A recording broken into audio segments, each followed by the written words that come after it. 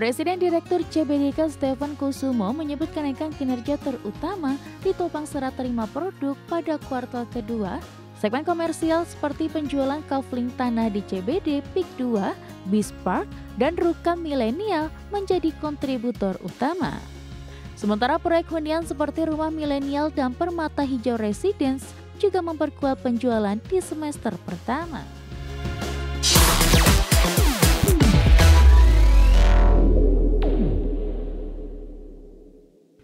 Selanjutnya pemirsa, emiten properti PT Bangun Kosambi Sukses Tbk atau CBDK mencatat kinerja positif pada semester pertama 2025. Perusahaan milik grup Aguan ini membukukan pendapatan neto 1,19 triliun rupiah atau naik lebih dari 23% dibandingkan periode yang sama di tahun sebelumnya.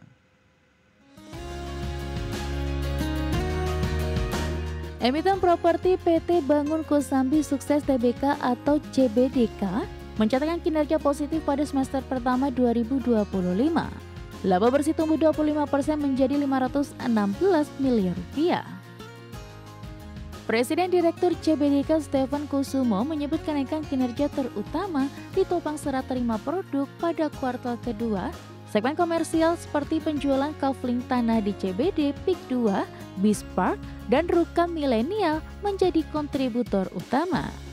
Sementara proyek hunian seperti Rumah Milenial dan Permata Hijau Residence juga memperkuat penjualan di semester pertama. Meski kinerja keuangan melesat, marketing sales atau pra-penjualan CBDK baru tercapai 294 miliar rupiah, setara dengan 15% dari target 2 triliun rupiah tahun ini. Dari jumlah tersebut, 84% masih didominasi penjualan lahan komersial. Analis menilai pencapaian yang masih rendah ini wajar mengingat pasar properti semester pertama cukup tertekan faktor makro. Adapun hingga akhir Juni 2025 total aset CBDK tercatat 22 triliun rupiah, naik 8% dibandingkan akhir 2024. Kas dan setara kas juga meningkat signifikan 31% menjadi 4,6 triliun rupiah. Para analis percaya tren penjualan komersial akan tetap menopang pertumbuhan meski konsumen lebih selektif dalam berinvestasi properti tahun ini. Berbagai sumber, IDX Channel. Badan Percepatan Pengentasan Kemiskinan akan meningkatkan pelatihan keterampilan, pemberdayaan ekonomi lokal hingga pengembangan akses layanan sosial dasar kepada masyarakat guna menurunkan angka kemiskinan ekstrim hingga 0% dan angka kemiskinan ke 4,5% pada 2029 mendatang. Badan Percepatan Pengentasan Kemiskinan atau BPTASKIN bekerja sama dengan pemerintah daerah dan pelaku swasta untuk menurunkan angka kemiskinan di Indonesia terutama di wilayah aglomerasi. Kepala BPTASKIN Budiman Sukatmiko mengungkapkan, dalam program aglomerasi percepatan pengentasan kemiskinan tersebut akan melibatkan berbagai kegiatan, mulai dari pelatihan keterampilan, pemberdayaan ekonomi lokal hingga pengembangan akses layanan sosial dasar. Para pelaku swasta dapat menyediakan akses pembiayaan, peluang pasar dan sumber daya lain yang dibutuhkan untuk mendukung usaha mikro, kecil, dan menengah yang menjadi tulang punggung ekonomi lokal. Di mana perusahaan-perusahaan swasta maupun perusahaan negara juga ada dari BUMN negara dalam maupun luar negeri. Kita akan sambungkan dengan pemerintah daerah dan koperasi desa merah putih terutama di dalam produksi pangannya, kemudian juga dalam teknologi pertaniannya. Tadi disampaikan juga sudah ada mulai dari pengolahan sekam padi, waste-nya padi sampai kemudian waste makanan dan segala macam sisa-sisa makanan yang nanti akan dikelola bersama agar pertama dia mendorong pertumbuhan ekonomi, menyerap lapangan kerja, sekaligus juga menekan redam polusi. Lewat program aglomerasi, BPTASKIN menargetkan dapat menurunkan angka kemiskinan ekstrim hingga 0% dan angka kemiskinan relatif ke 4,5% pada tahun 2029 mendatang. Dari Jakarta, Niston Sanjaya, IDX Channel.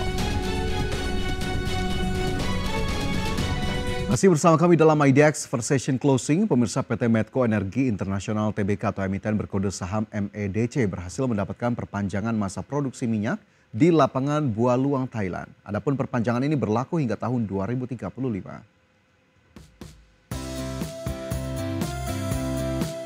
PT Medco Energi Internasional Tbk atau emiten dengan kode saham MEDC secara resmi menerima perpanjangan periode produksi lapangan buah luang Blok B838 di Teluk Thailand melalui anak usaha mereka, yaitu Medco Energi Thailand atau Buah Luang Limited dan Medco Energi Thailand IMP Limited. Perpanjangan masa produksi ditetapkan hingga 23 Oktober 2035. Direktur Utama Medco Energi Roberto Lorato menyebut baik keputusan ini karena dianggap menguatkan komitmen perseroan terhadap keunggulan operasional dan pengembangan berkelanjutan di Thailand. Langkah ini membuktikan penghargaan pemerintah Thailand atas performa dan standar industri perseroan. Pengelolaan lapangan akan terus ditingkatkan melalui investasi untuk debottlenecking, walkover, penjamin keberlanjutan sumur, serta eksplorasi di area sekitar lapangan. Targetnya adalah optimalkan produksi dan maksimalkan nilai aset untuk jangka panjang. Situasi ini memantapkan posisi Medco Energi sebagai seorang pemain kunci di sektor migas regional, memantapkan arah pengembangan jangka panjang dan strategi korporasi yang berkelanjutan. Pasaran juga memastikan bahwa layanan produksi energi akan terus beroperasi dengan standar tinggi yang transparan dan berpengaruh positif bagi pasar energi Asia Tenggara. Tim Liputan, IDX Channel. Pemirsa, Kementerian Perhubungan menolak usulan DPR agar PT KAI menyediakan gerbong kereta api yang dikhususkan untuk area merokok karena bertentangan dengan undang-undang. Kebijakan bebas asap rokok di dalam kereta api juga mencerminkan komitmen pemerintah akan pemberian standar pelayanan transportasi yang aman untuk semua kalangan. Kementerian Perhubungan angkat bicara terkait usulan anggota Komisi 6 DPR RI agar KAI menyediakan gerbong kereta api yang dikhususkan untuk area rokok. Dirjen Perkeretaapian Kementerian Perhubungan Alan Tandiono mengatakan, hal tersebut bertentangan dengan Undang-Undang Nomor 36 Tahun 2012 tentang Kesehatan serta Peraturan Pemerintah Nomor 109 Tahun 2012 mengenai pengamanan produk tembakau bagi kesehatan. Alan menekankan bahwa kereta api sebagaimana angkutan umum lainnya telah ditetapkan sebagai kawasan tanpa rokok. Hal tersebut bertujuan agar perjalanan kereta api tetap dapat memberikan kenyamanan dengan udara yang bersih dan sehat.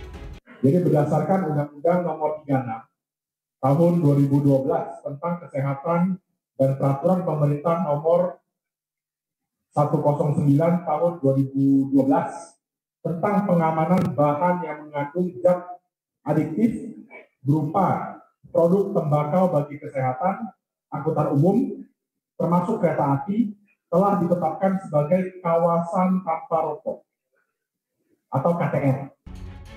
Alan menambahkan kebijakan bebas asap rokok di dalam kereta api ini selaras dengan regulasi yang berlaku dan juga mencerminkan komitmen pemerintah akan pemberian standar pelayanan transportasi yang aman untuk semua kalangan, termasuk kalangan yang rentan akan asap rokok seperti anak, ibu hamil, dan lansia. Dari Jakarta, Riki Anwardi, Tim Liputan, IDX Channel. Ya, sebelumnya pemirsa, anggota Komisi 6 DPR RI Nasim Khan mengusulkan PT Kereta Api Indonesia untuk kembali menyediakan gerbong khusus merokok di rangkaian kereta jarak jauh. Hal tersebut disampaikan Nasim saat rapat kerja Komisi 6 DPR RI dengan PT KAI.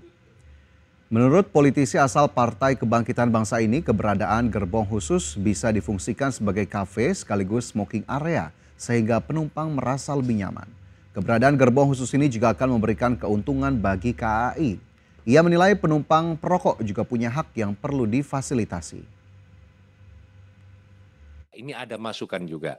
Gerbong yang selama ini dulu ada, tapi setelah itu dihilangkan, adalah sisakan satu gerbong untuk kafe, ya kan, untuk ngopi, paling tidak di sini untuk smoking area, Pak. Nah, karena banyak kereta ini tidak ada smoking area, Pak Bobi. Nah, paling tidak dalam kereta ini adalah satu gerbong. Saya yakin, Pak, saya yakin itu pasti bermanfaat dan menguntungkan buat kereta api. Iya kan? Pasti banyak itu. Satu aja untuk kafe, untuk smoking, karena 8 jam perjalanan jauh.